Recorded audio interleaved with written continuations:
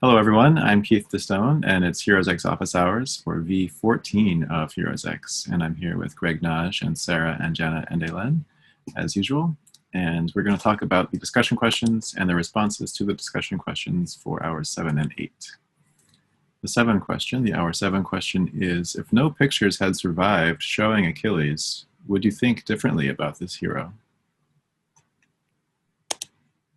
Lots of pictures in hour 7. Yeah. How did people react to those?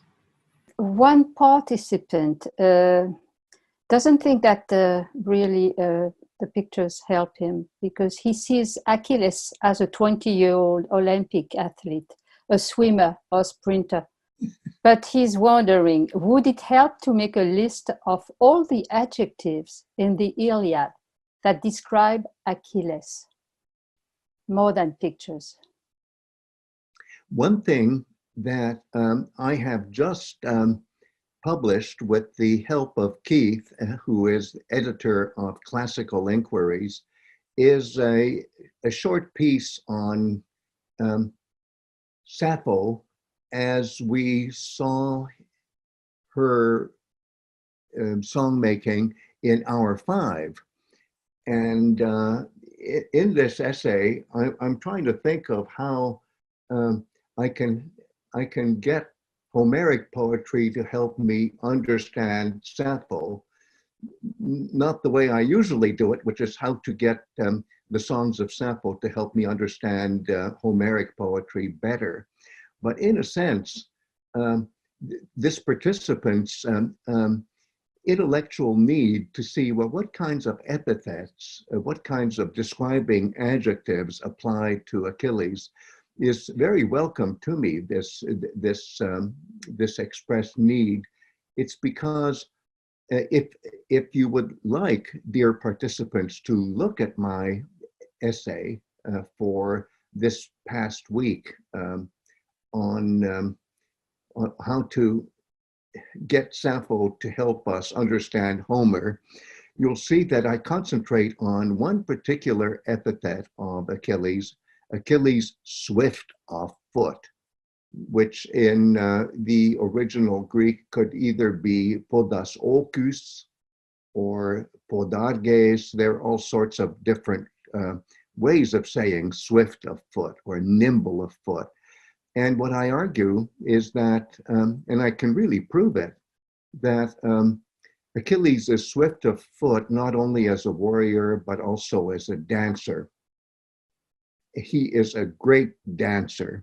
And so is Ares, the god of war, a great dancer. And they're both the primary figures in Greek mythology who are swift of foot. Ares as a god and Achilles as a human, as a hero. So a little bit more about Achilles as a good dancer. And you've heard me talk about this before, is that I kept looking for an English word that conveys the idea of somebody who is charismatic, who is attractive, who is a potentially romantic figure in ancient Greek song culture. And I came up with this English word, dashing. And I think I like dashing because in English as well, even though dashing has to do with swiftness, swiftness as a runner, swiftness of foot, it nevertheless applies to overall charisma.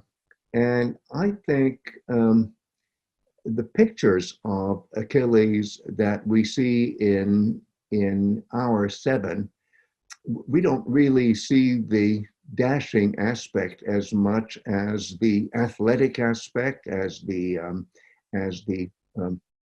military aspect. That is to say, how Achilles figures as an athlete as well as a warrior, not so much as a dancer. So I don't know. I hope our dear participant will be pleased that I'm adding another dimension. But frankly, dear Elen, the most obvious thing that that our participants could be looking for is, does Achilles have a beard or not? And I'm saying that because if we think of his other big divine antagonist, he's got a generic one who is Ares, god of war, idealized bridegroom, but there's also a specialized divine antagonist for this complex hero, Achilles, and that is Apollo. And I have never in my life seen a visual representation, let's say a representation in visual art of the god Apollo as a bearded male.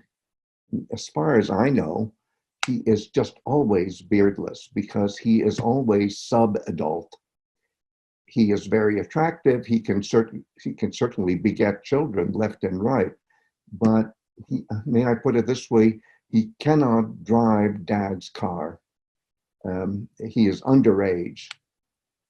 And I would say that's the big problem I have with Achilles is in some visual art, he is represented with a beard. For example, the famous painting where he is at the point of killing the Amazon Penthesilea, who is his female body double. And you do a close-up of Achilles and wow, he has a beard.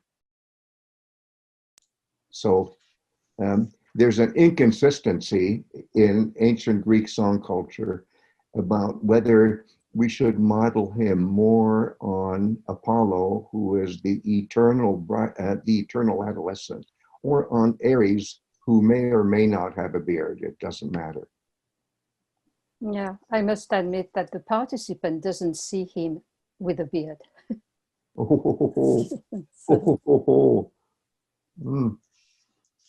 Well, as we know, our Iliad features him as beardless and long-haired. He is pre-adult. He is definitely pre-adult, but that doesn't hold for all representations of Achilles, I assure you. So Greg, going back to that wonderful formulation of dashing, which I think is a beautiful way of describing both of those attributes in a way. I'd like to pick up on one of the participants has been talking about looking at the vase paintings. Yes. And saying, you know, originally he thought of Achilles as, you know, being the fighter and rushing about, but in the Iliad he seems more static because he's withdrawn from battle for a good deal of the time. And then looking at the vase paintings, yeah. It's a sort of frozen in time moment, but it's also that sense of going around in circles and in a sort of a spiral of thinking, or once he's in the fury of dragging Hector's chariot again, he's stuck in a circle. Yes. And so that sense of motion is an ambivalent one. Yes. The question is, when can he really get going, and when he cannot? Now, here's another way of thinking of Achilles swift of foot. When we look at the representation of Achilles in the Boston Hydria, and you look at the shield of Achilles, what do you see? You see what is called by art historians the triskeles, Triskeles, which means three limbs, that is to say, three legs. And it's essentially three running legs radiating out of a center, three running legs radiating out of a center point. And the impression you get is that in real life, it wouldn't be static, it would be spinning. The three running legs, which are all running in one direction, I hope I remember it right, left to right. We'll have to check that. But in my memory, it's left to right. And if any of the participants has ever seen a cartoon about the Roadrunner and the Coyote, and the cartoon version doesn't really make a good enough distinction between the roadrunner and the coyote. But the thing about the roadrunner, he is swift of foot. And so when he starts running, his legs just start spinning like a wheel where you can't even see the legs. It's just a spinning wheel.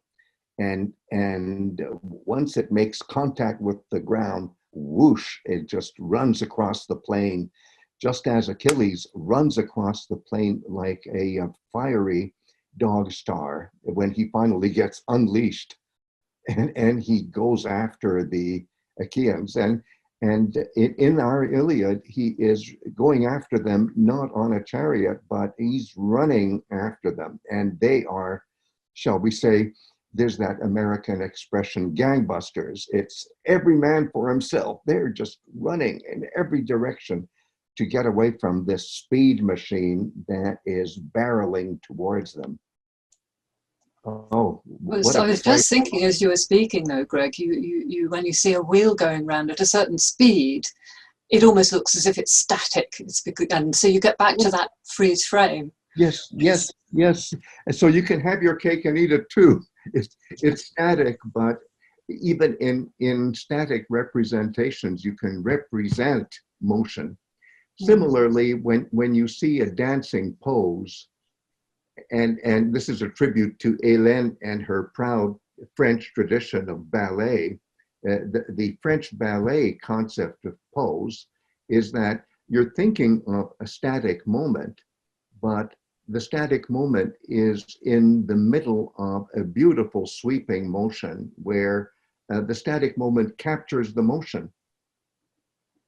And our participant talking about the vase painting and the Iliad, he's talking about a metaphorical inner transformation that yes. Is going on as well. Yes, yes, yes. Achilles is quite a war machine. When he gets turned on as a war machine, look out. And I still remember an observation made by my old professor when I was young at Harvard. His name is Cedric Whitman. The late Cedric Whitman used to say that one of the most formidable, almost terrifying verses in the Iliad is where the Trojans are panicking at the onset of first Achilles.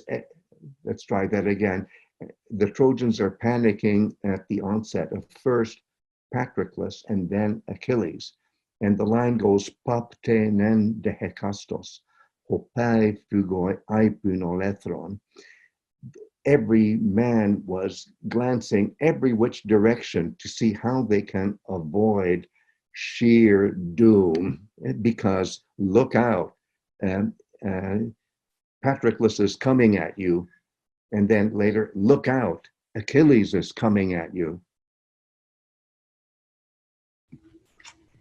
Participants agree that Iliad is giving enough framework to have a mental picture of Achilles. And this picture is personal. How about collective picture of Achilles? Would we find it in Sappho, maybe? Or how can we have this collective? Is it the hero cult? Yes. Well, I think of Sappho, especially Sappho 31, as, now let me switch gears. Here is where Sappho helps us understand Homer.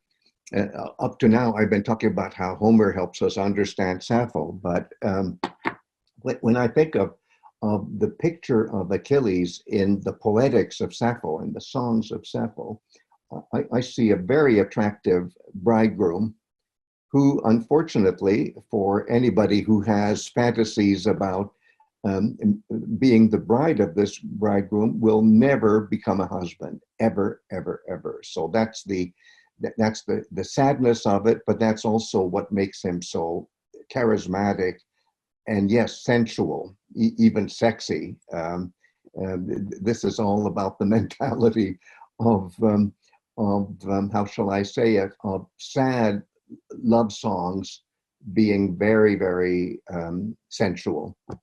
Is that all right? So that's what you see in the Poetics of Sappho. Achilles is just so attractive. He's irresistible. And I know we in the early 21st century can't relate to that quite well, but we just have to accept it as a historical fact that ancient Greek song culture, especially is exemplified by the Poetics of Sappho, and picture Achilles as irresistibly attractive. And therefore, let me quote again, I think I did this once before, the words of Carly Simon, who composed as well as performed her own songs. And as I recall, the line goes, and all the girls dreamed they'd be your partner. They'd be your partner. You're so vain. And I'm not going to get into guessing games about who the referent for Carly Simon was. It might have been an imaginary referent. Does it have to be Mick Jagger? Does it have to be James Taylor? I don't know. I'm not going there. I like it better generically. So, dear Janet, I would prefer to use not the word collective, but generic. That Achilles can be pictured as a generic bridegroom who never becomes a husband.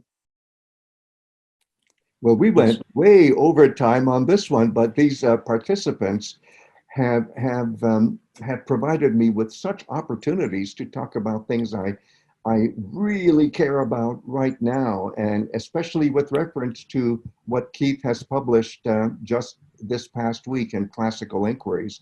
I hope we can share the URL for that, because I would love it if the participants read that, but only as extra credit. It's not church. It's just something that might enhance the participants' shall we say, reading adventure, but it's extra credit. Can we put it that way?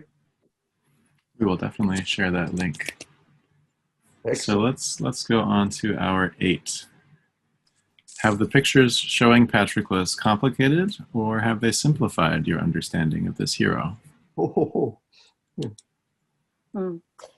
Okay, one participant is wondering, do the text and the images complement each other, and do images offer more accessible signs for reading closely? Ooh, yes. Answer is yes, but let me complicate my answer by saying images conveyed by what? The wonderful thing about the verbal art of Homeric poetry is that the verbal art can produce images that rival the images produced by the visual arts of the painters. And if we had more access to other media, I could go there, but let's just stick to painting. And I think of the brilliant essay by Lessing, Lessing, and my goodness, this goes back by centuries, and he calls it malerei, painting, but what he is problematizing is, do we think of painting primarily as conveyed by visual art? And Lessing definitely includes sculpture, for example. It's not just painting. And I would include weaving, by the way. But is it only the visual arts, or how about the verbal arts? And classicists have a fancy word for this, which is ekphrasis. And I will Latinize the spelling just to be pleasing to both Hellenists and Latinists. ekphrasis, ekphrasis, which is when verbal art produces a picture. And it's not just, oh, I'm describing a painting. It is, hello, I am generating a vision that rivals what could be generated by way of painting. I'm surprised I made such a short comment. I could go on and on. You better stop me I will. Okay. All right, I will. Good. One participant mentioned that for Patroklos, hero cult is more explicitly explained, Yes. but for Achilles, it's implicit. That's such a good formula. How can I top that? That says it all. I wish I had said it. So my compliments. That's beautiful. It's exactly it. It's exactly it. Is that Patroklos is a ritual stand-in, not just when it comes to matters of life and death in warfare, but also in roles. Patroklos can stand in for Achilles in roles that are either too painful or too intense for us to experience in our Iliad. Some other themes that are coming up here is as Patroklos being perhaps a more accessible or idealized version of Achilles, but also in terms of, again, trying to bring together the reading of the verbal arts and the visual arts, if we put it this way, that perhaps evolving understanding. If you read the whole text as one, it may not seem so clear, but then focusing in on short passages, yes, and then we get a clearer picture. And then sort of conversely, trying to read the images, although they're very selective, they almost show a sort of entire, not only a scene, but an entire story in a way. I am so happy with your formulation, dear Sarah. And in a way, what I'm doing in hour 7 is inserting, I wouldn't say adding, but inserting the testimony of the visual arts into the larger context for us of the verbal arts, just as in hour 5, I inserted the poetics of Sappho into the larger context, again, from our point of view, the larger, it's not intrinsically larger, the larger context of Homeric poetry, which is technically our business in hour 5.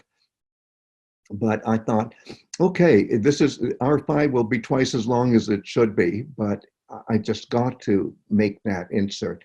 Similarly, in hour 7, which is also larger than the other hours, more extensive, there is an inserting of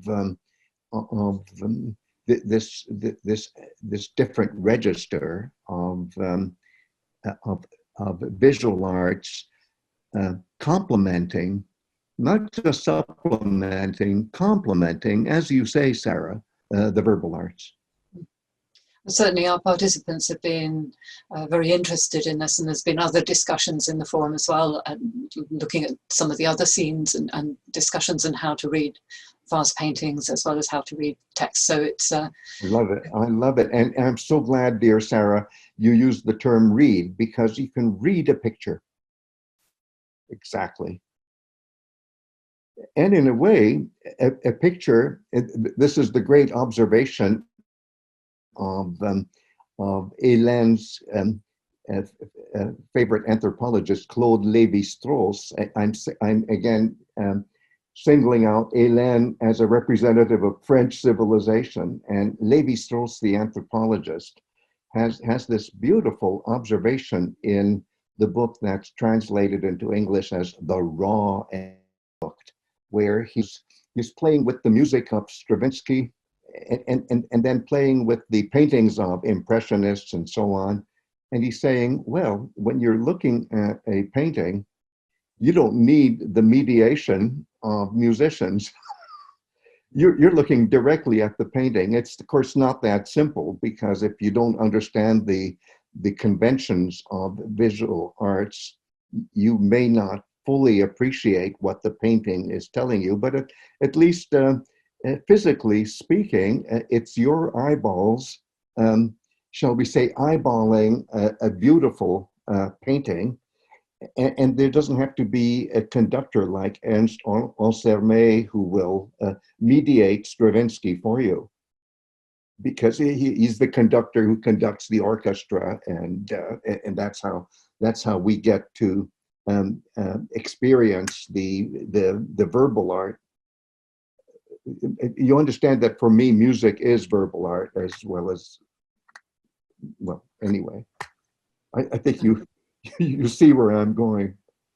And that idea of getting another dimension, our participants have also been talking about that we don't know what it was like to experience the performance, to hear it, to the sound, any movement and so on. Yeah. But at least here we've got a visual representation, and we've got these different dimensions that are helping us to build up a picture, yes, of what the whole thing was like and what it meant. So it's very lucky that we have paintings, and all I could say is that people who study classical Persian literature are even luckier, because in that case we have historical evidence for visual artists working together with the verbal artists who do the performance, so that but that's not the case in the Greek vase paintings. They're not illustrations to the Iliad as such. They're part of another whole. They're in another world. They're in another world, but in a way that makes it more fun. Yeah. In a way, it's more difficult but more fun.